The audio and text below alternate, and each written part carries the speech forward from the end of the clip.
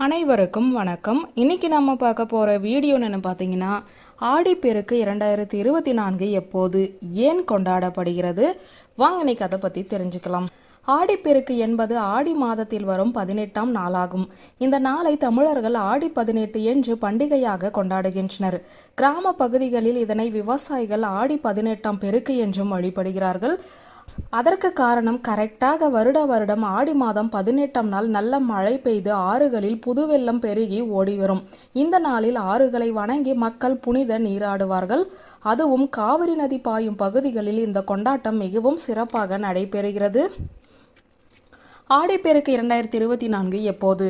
தமிழக மக்களால் கொண்டாடப்படும் ஆடிப்பெருக்கு 2024ஆம் ஆண்டில் ஆகஸ்ட் 3ஆம் தேதி சனிக்கிழமை அன்று வருகிறது.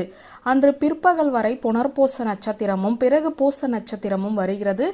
அன்று காலை 7:45 முதல் 8:45 வரை மட்டுமே நல்ல நேரம் உள்ளது. மாலையில் 4:45 முதல் 5:45 வரை நல்ல நேரம் உள்ளது. அதன் பிறகு அமாவாசை திதி துவங்கி விடுகிறது. இது முன்னோர் வழிபாட்டிற்குரிய ஆடி அமாவாசை தினமாகும். சனிக்கிழமை என்பதால் காலை 9 முதல் 10:30 வரையிலான நேரம் ராகு கால நேரமாகவும் பகல் 1:30 முதல் 3 மணி வரையிலான நேரம் யமகண்ட நேரமாக உள்ளது. எனவே காலை 9 மணிக்குள் வழிபாட்டினை முடித்தால் சிறப்பு.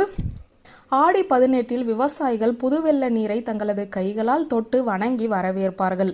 அதன் பிறகு தங்கள் உழவு பணிகளை தொடங்குவார்கள். ஆடிப்பட்டம் தேடி விதை என்ற முதுமொழியை கேள்விப்பட்டு இருப்பீர்கள். இந்த முதுமொழி விவசாயிகள் செய்யும் வேலையை அடிப்படையாக கொண்டே சொல்லப்பட்டுள்ளது. ஆடியில் நெல் விதைத்தால் தை மாதத்தில் அறுவடை செய்ய முடியும்.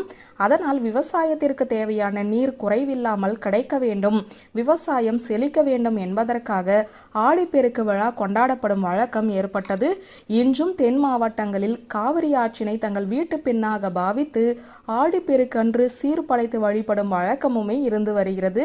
மேலும் ஆடிப்பெருக்கன்று நீர்நிலைகளுக்கு சென்று பூஜை செய்து வழிபட்டால் நம்முடைய வாழ்க்கையிலும் மகிழ்ச்சியும் மங்களங்களும் பெருகும் என்பது நம்பிக்கை.